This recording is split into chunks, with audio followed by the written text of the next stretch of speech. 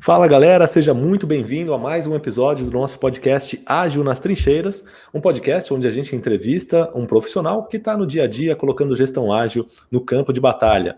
E no episódio de hoje eu vou conversar com o Gabriel, aluno nosso, e ele vai compartilhar aqui um pouco da experiência dele com gestão ágil com vocês. Fala aí, Gabriel, tudo bem? Tudo bem, Denis? Com você, tranquilo? Tudo ótimo. Obrigado por aceitar participar aqui do episódio. Se apresenta aqui para a galera, fala aí seu nome, de onde você fala, o que você faz. Meu nome é Gabriel, né? Como o Denison falou, tenho 30 anos de idade, sou do interior de São Paulo, trabalho atualmente numa indústria farmacêutica em Diadema. Então, comecei a trabalhar com gestão ágil mais a fundo fazer 1 ano e pouco. Que eu comecei a implantar um pouco mais. Porque até uma coisa que é engraçada, assim, comentar, acho que muita gente passa por isso também, acredito, assim, vindo uma pessoa que já passou por isso. Eu convivi com chefes que meio que desmereciam, você entendeu? Oh, isso não funciona, isso não vale a pena perder tempo estudando isso, etc, entendeu? Aí eu sempre vim de uma cultura dessa, né? E aí eu tive uma situação que eu vi, eu achei, puta, vamos tentar, vamos ver como é que funciona, né? Aí de lá para cá, de 1 ano para cá, eu comecei a implantar um pouquinho mais, estudar um pouquinho mais as metodologias, né? Ah, interessante. E qual que é a tua formação, Gabriel? Eu sou engenheiro de alimentos. Engenheiro de alimentos. Você já ouviu falar? Assim, já ouvi falar, mas não sei nem o que faz o engenheiro de alimentos. O que é? O engenheiro de alimentos, ele cuida do processo de transformação do alimento, por exemplo, do tomate in natura fruta para virar um molho de tomate, por exemplo, entendeu? Então a gente aprende o processo, aprende toda a parte de produção, qualidade, pesquisa e desenvolvimento. Então a gente trabalha nessa que a gente fala transformação dos alimentos, entendeu? Uhum. E aí tem... E qualquer tipo de alimento, qualquer indústria alimentícia. Tipo de alimento. Eu mesmo trabalho com suplementos, sabe? Whey protein, essas coisas, vai fazer 4 anos já, que nem é o alimento mais tradicional, assim, é mais o suplemento, a gente brinca que ele tá como se fosse uma interface entre um alimento e um fármaco, entendeu? Uhum. Ele tá no meio termo. Eu trabalho com suplementos, já vão fazer já desde 2018. Eu trabalho com suplementos. Bacana. Já tem uma experiência aí, né, no ramo de suplementos. Eu trabalhei com um monte de coisa. Eu trabalhei com sorvete, com molho. Eu trabalhei na predileta com molho de tomate, com leite em pó, fui dando uma variada. Aí entrei nesse ramo de suplementos e nutracêuticos, né, que é cápsula e comprimido. E eu quero focar mais nele nos próximos anos aí da minha carreira. Legal, vou focar mais nessa área, né? E deixa eu te perguntar, e galera da engenharia de alimentos, o mais tradicional é um pouco reticente com gestão ágil, então? Não o pessoal da engenharia de alimentos, assim. Era mais os lugares que você trabalhou. Isso, os lugares que trabalhei, sabe, Denison? Os superiores, sabe, diretores, CEOs, muitos deles eram pessoas mais antigas, assim, sabe? Uhum. Então, eu trabalhei na Nestlé, que é uma multinacional, eu trabalhei em indústria familiar. Na Nestlé é muito comum a gestão ágil, né? Uma empresa grande assim já é natural, né? É, natural. Hoje em dia tem muita empresa até de médio porte já implantando já a gestão ágil, né? Só que os lugares que eu trabalhei, às vezes, os superiores, eles tinham uma visão um pouco mais, sabe, tradicional, digamos assim, entendeu? Isso, tipo, não funciona. Por exemplo, uma época que eu fui tentar fazer não é muito o que a gente aprende no curso da MindMaster, mas eu fui fazer um curso de Canvas. Aí o cara falou, putz, isso aí não serve pra nada, cara. O dono da empresa, eu não vou falar a empresa que era, ó, mas não serve pra nada, não perde tempo com isso, entendeu? Mas não o pessoal da engenharia de alimentos, sim, os lugares que eu trabalhei, no caso. Entendi.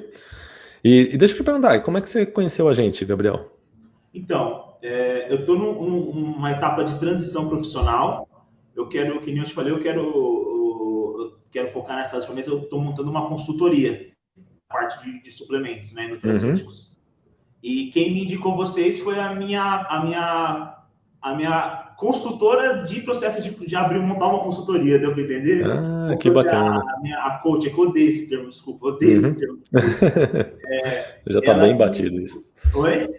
Esse termo já está bem batido, né? Ficou pejorativo até às vezes. Ficou. Pega até mal falar, né? Isso.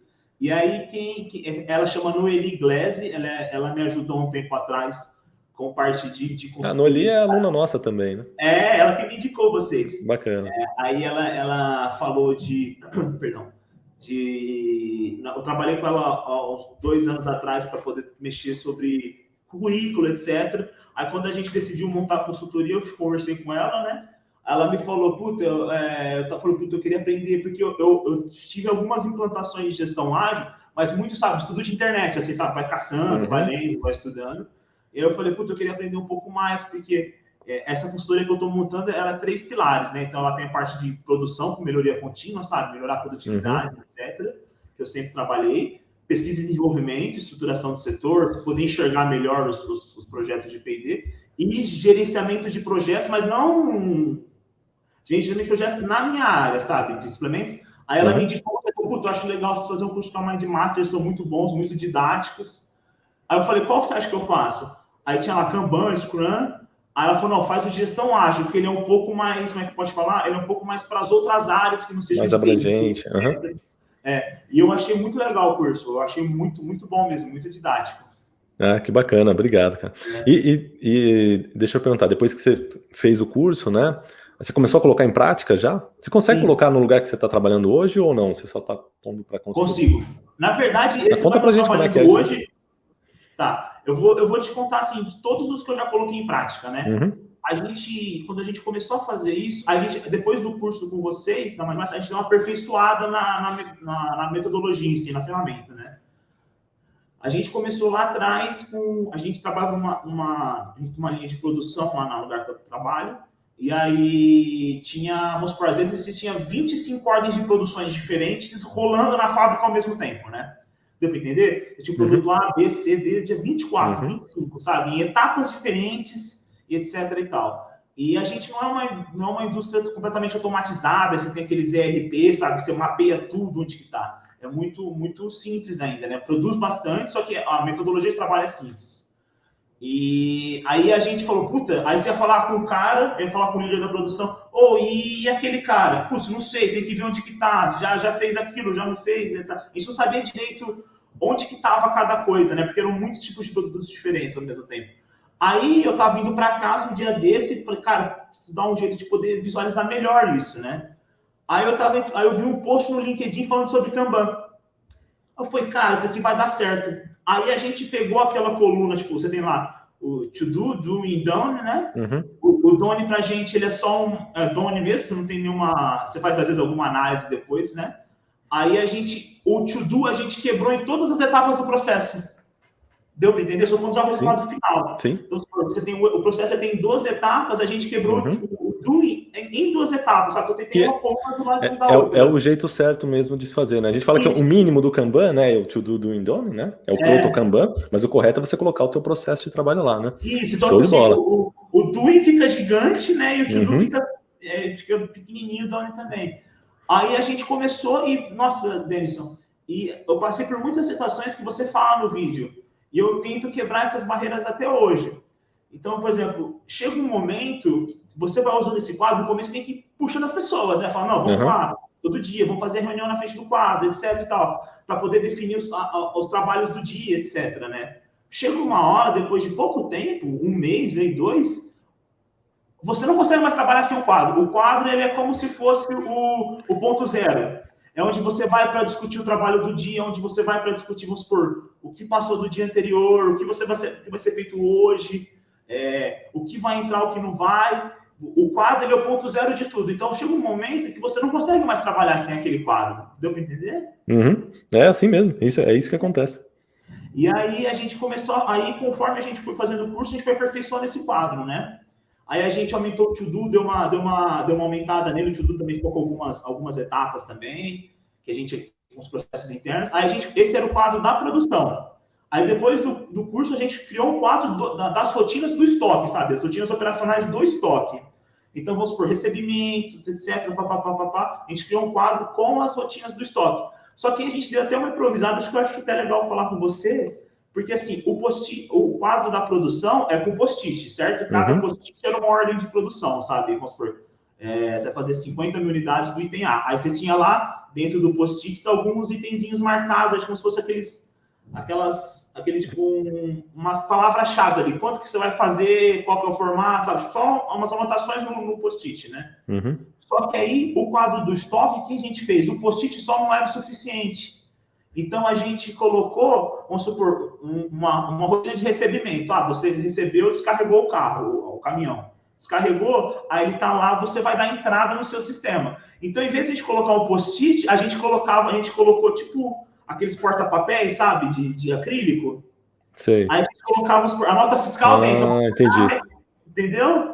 E aí você tinha ali já o que você precisava fazer lá naquele acrílico, entendeu? Bacana, Gabriel. E isso que você está comentando é muito bacana, e até didático para quem está nos assistindo aqui, que é uma coisa que a gente fala muito, é adaptação, né? E você adaptou para uma situação que faz mais sentido, de você colocar o papelzinho numa caixa de acrílico, e sem perder o fundamento do negócio, que é visualização, a tangibilizar, né, o trabalho, você saber que o papelzinho representa os pedidos. Então, você manteve o fundamento e só adaptou a casquinha, né? Cara, perfeito, exato, né? E eu acho que o fundamental, assim, se eu pudesse dar uma sugestão, sou muito iniciante no negócio ainda, mas eu acho que o fundamental começa porque, o que você falou, aquela sequência que você mostrou uma vez nos últimos vídeos, monta o quadro, define o fluxograma do processo, do Kanban, no caso, monta o quadro e, enche o saco do pessoal, entre aspas, todo dia vai lá, vamos lá na frente do quadro, vamos ver o que tem para fazer hoje, isso aqui tá aqui, isso aqui tá lá, não, eu faço isso, eu vou fazer aquilo, sabe, define, todo dia vai lá, sabe, chama o pessoal para ir junto, revisa o que foi feito no dia anterior, vamos ver o que vai fazer no dia seguinte. E aí você vai, você vai puxando o pessoal todo dia, que vai chegar uma hora que é muito nítido isso acontece. Você não consegue mais trabalhar sem o quadro. Não consegue. E é uma coisa que você só consegue pelo quadro visual. O Trello não funciona. Eu já trabalhei com muitas pessoas, os caras ficam forçando, não, vamos usar o Trello, só que o Trello não tem essa questão do engajamento que você... não é a mesma coisa. Não é a mesma coisa, não é. Claro que com a pandemia, não sei como é que foi na tua empresa, né? A pandemia, muita gente foi forçada, para, né, mas a produção não para, né? Não para. Não teve pandemia nesse sentido, né? Não. Teve que continuar tendo produção, né? Não. É que muitos escritórios, a MindMaster mesmo, né? A gente tem um escritório físico, mas durante a pandemia foi todo mundo trabalhar home office. E o nosso quadro ficou lá, com teia de aranha, né? Lá no escritório. Não teve jeito, a gente teve que ir para um Trello, para outra ferramenta. Mas com certeza, o que você está falando é aquilo que eu falo no curso também, né? Nada substitui o quadro físico. Se tiver possibilidade, o engajamento é outro, né? Assim, é engraçado, assim, chega um momento que, assim, o fluxo é tão legal, é tão bacana você assim, a gente que fica um pouco de fora, você vê a coisa evoluindo, né? Você vê, assim, no começo você tinha que chamar as pessoas para ir na reunião, você tinha que ir lá, vamos conversar. Aí tipo, é tão natural, as pessoas já chegam e já vão lá na frente do quadro, para já ver o que precisa ser feito, entendeu? E o que eu acho fantástico é muito visual, você vê o negócio caminhando, a discussão a respeito daqueles assuntos é muito prático, facilita demais. Então, eu acho assim, pelo menos a experiência que eu tive, tivemos que quebrar eu, pelo menos assim, com as pessoas que trabalhei, sempre tive barreiras a quebrar a respeito de gestão ágil. Uhum. Cara, conta um pouquinho mais sobre isso, as barreiras que você teve que quebrar aí. O que teve de barreira? Era a barreira de achar que não funciona, achar que o negócio vai poluir o ambiente. Você entendeu o que eu estou querendo dizer? O quadro, as pessoas muitas vezes acham, Denison, assim, você vai, por exemplo, o setor produtivo lá. Hoje a empresa tem 50 funcionários ali, só no setor produtivo. Você vai parar a produção para chamar as pessoas ali para conversar? Como assim? Entendeu o que eu estou querendo dizer? Então, só que às vezes esses 5 minutos que você fica ali parado, 10, que você discute o que você vai fazer no dia, ele tem um valor tão grande que você não consegue transpor esses 5 minutos para conversas no dia a dia com aquele intuito. Deu para entender? É aquilo que a gente fala, né? Às vezes uma reuniãozinha dessa, que é a reunião diária, né? De 15 minutos, ela poupa um monte de problemas, ela poupa um monte de futuras reuniões para resolver um problema que foi evitado, né? Isso. E aí a gente montou... E como é que você convenceu? Desculpa interromper, mas ainda nesse ponto que eu acho interessante. Como que você conseguiu convencer o pessoal? Foi colocando na prática? É aquilo que a gente fala. Eu tinha um quadro banco parado lá, eu falei, vamos pegar esse quadro banco e vamos jogar aí. Aí a gente prendeu na parede lá, e aí colocamos lá, falou, vamos começar a fazer. Aí a gente começou a fazer, etc e tal. E aí, só que começamos a fazer, e aí o negócio foi se tornando natural. Aí até, tipo, Foi virando hábito, saí né? da empresa para montar a consultoria, mas nas reuniões de conselhos que eu participava, o quadro acabou virando uma referência para outros setores fazerem a mesma coisa. Olha que barato. Esse alinhamento inicial, assim, entendeu? Tipo, esse alinhamento de tarefas. Ô, Gabriel, e aí você tocou num outro ponto que eu acho muito interessante. Que, com certeza, eu sei, né, porque a gente faz muita pesquisa com a audiência, eu sei que muitas das pessoas estão nos ouvindo aqui. A gente tem uma das perguntas que a gente sempre faz nas nossas pesquisas, que é suas aspirações profissionais, qual o seu sonho, né, onde você quer chegar. E uma palavra que vem muito recorrente para a gente, que as pessoas querem, é se tornar referência. Né? Eu gostaria de ser um profissional referência, ou ganhar algum destaque, né, ser um reconhecimento, que o meu trabalho seja visto como referência na empresa. E pelo que você está falando aqui, me parece que o trabalho que vocês desenvolveram ali, de certa forma, se tornou referência, né? Foi, assim, porque o que até eu acho que assim, eu tenho uma filosofia de trabalho, uma vez, não foi eu que criei essa frase, foi um chefe meu que falou numa reunião uma vez, de executivos, eu estava lá porque eu estava ali perto, me chamaram para participar, né? Eu estava de gaiato. Ele me deu uma sugestão uma vez, Denison, que ele falando com outro executivo. Ele falou assim, eu tô para nascer alguém que me dê sugestões de melhorias, que eu não preciso contratar alguém ou comprar alguma coisa. E eu acho que a gestão ágil vai muito de encontro a isso, porque para mim o principal problema de maioria das empresas é falta de comunicação. É falta de alinhamento, etc. É aquele monte de e-mail que vem. E eu acho que a gestão ágil é um negócio, você não precisa contratar ninguém, você não vai precisar comprar nada, você pode fazer na parede se você quiser. E é um negócio que resolve muito problema. Entendeu? Bacana. Isso. Não, pode falar. Não, é isso. É o que eu sinto muito. Tá. E deixa eu te perguntar, e o resultado que você já conseguiu depois disso tudo? Denison, assim, lógico que tem outros fatores também que a gente pode colocar, né? Mas o que eu senti muito, assim, é que ele é um dos pilares que essa parte de gestão ágil, é um dos pilares que vão te conseguir melhores resultados, né? E, por exemplo, assim, questão de produtividade, por exemplo, a empresa saiu que ela produzia 3 milhões de cápsulas e comprimidos em setembro do ano passado. Esse mês, eu estava falando com a diretora, ela falou que bateu 20. Caramba, de 3 milhões para 20 milhões? Quanto que dá esse crescimento aí de produtividade? Gigantesco, sei né? lá, 3 vezes 6... Quase mais de 6 vezes, né? Aumentou... Sextuplicou, sei lá como é que chama isso. Quase 7 vezes, né? Quase 7 vezes mais produtividade. Isso. E assim, ele vem, eu acredito que a gestão ágil ele vem num dos pilares que eu sinto assim, é porque você acho que o fundamental da gestão, além da ferramental, é você forçar a discussão entre as pessoas, forçar a interação entre elas, principalmente no que aconteceu no dia anterior e o que pode fazer no dia seguinte. No caso, estou falando só do Kanban, né? Depois a gente entra no Scrum.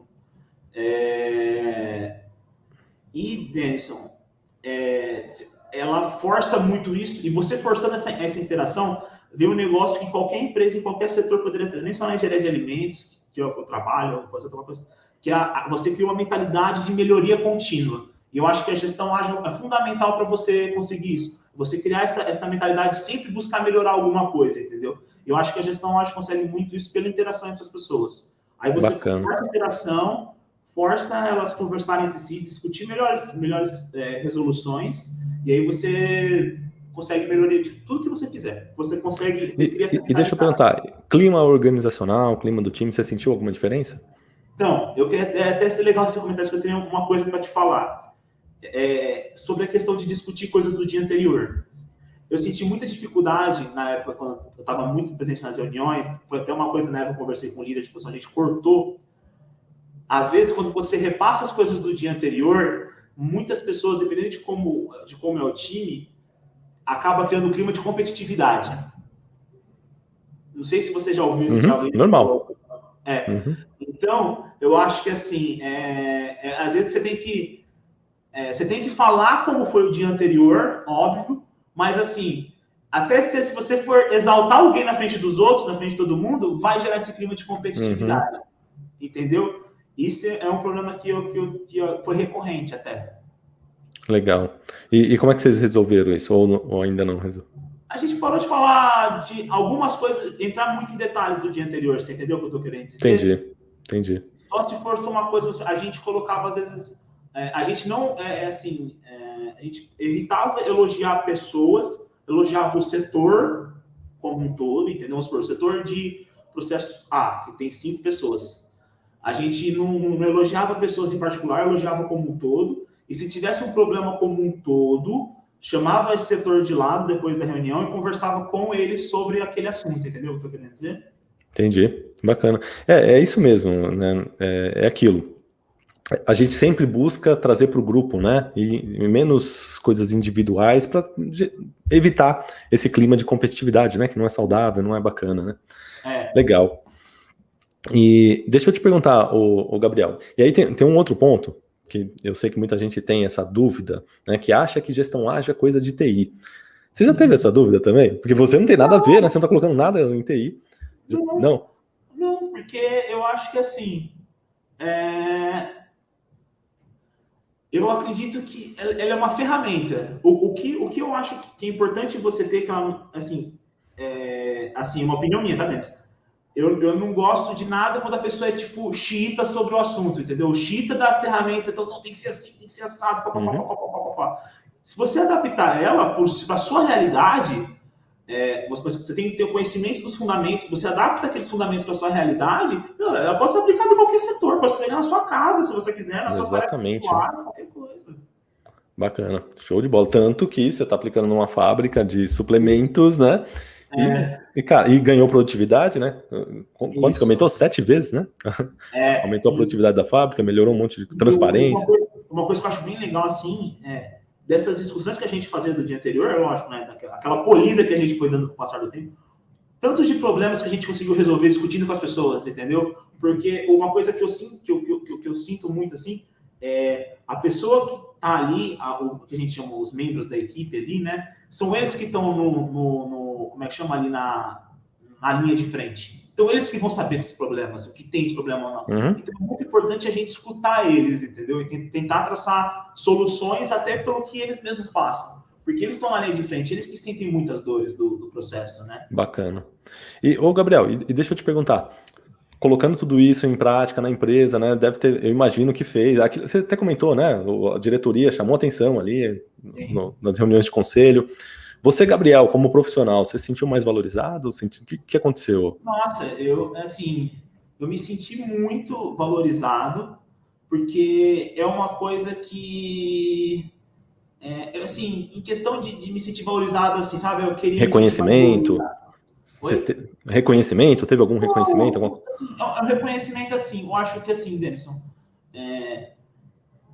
eu acho que você servir de referência para qualquer coisa, seja, entendeu? Para coisa positiva, óbvio, é um reconhecimento que você profissionalmente vai ser bom para você. Eu acho que o principal de qualquer coisa dessa, até mesmo que você não tenha reconhecimento, etc., que não te reconheço, que nem reconhecer na reunião de conselho, eu acho que o principal de tudo isso, você leva um conhecimento seu para os próximos lugares, para os próximos desafios. Eu acho que esse é o principal de tudo, assim, que eu sinto.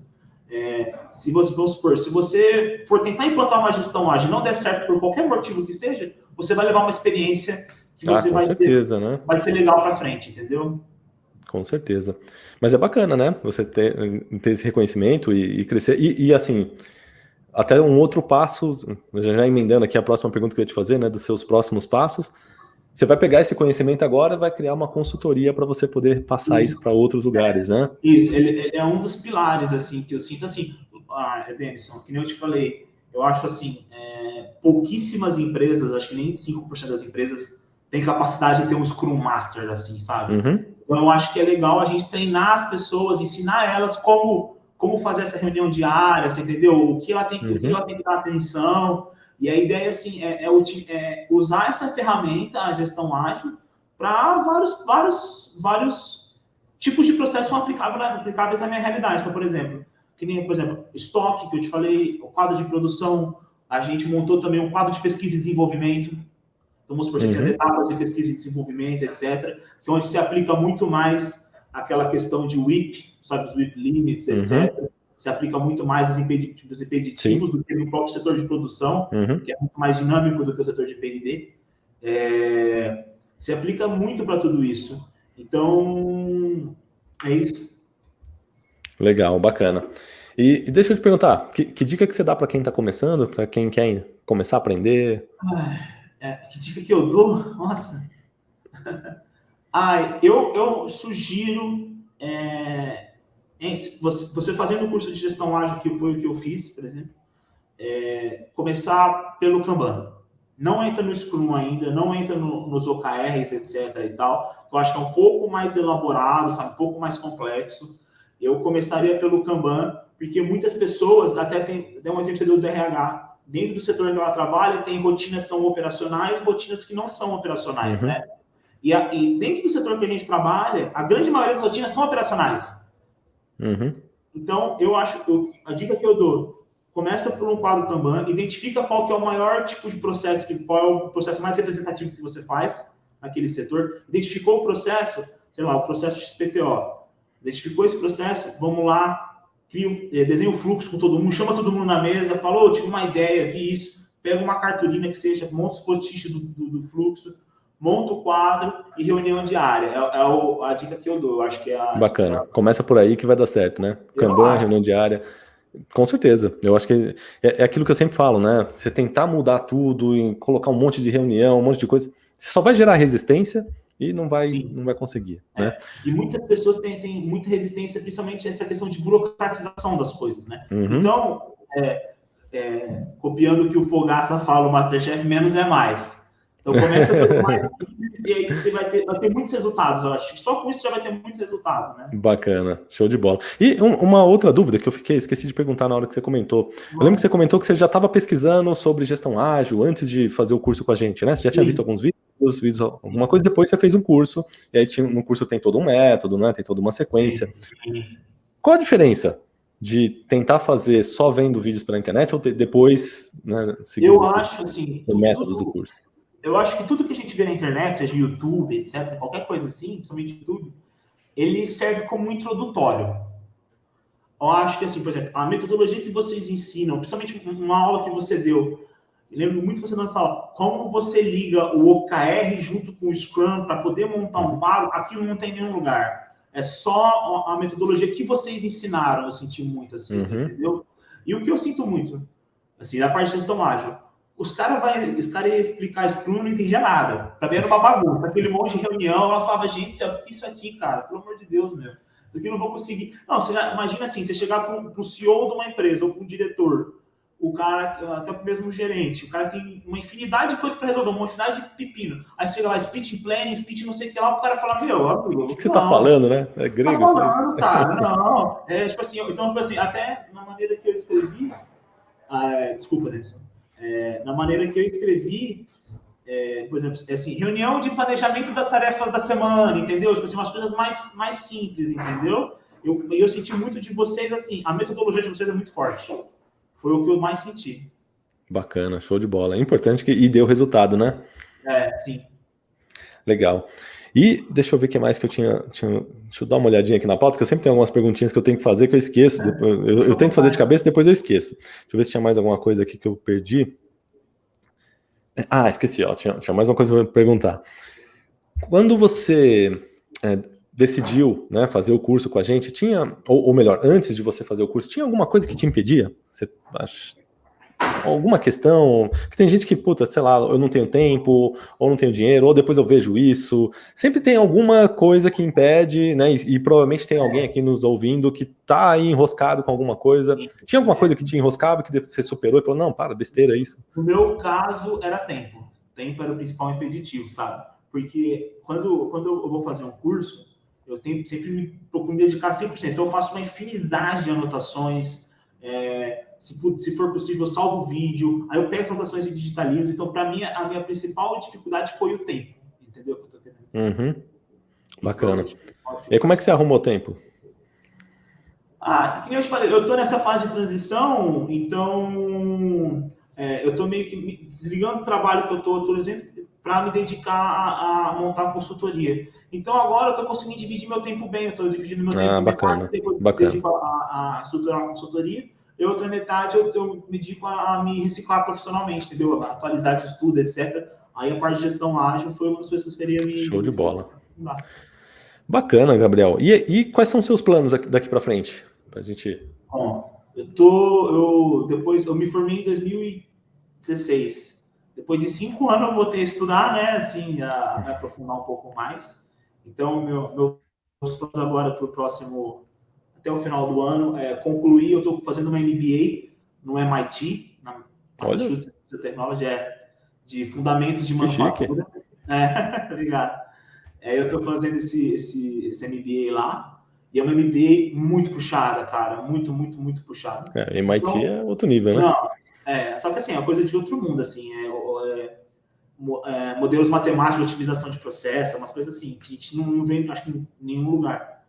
E só que ela é muito puxada, né? Ela é bem puxada. Tipo, 8 a 10 horas de carga horária, assim, por semana. Entendeu? Caramba. Puxado. Então tem dia que você tem que estudar 2 horas no dia ali, né?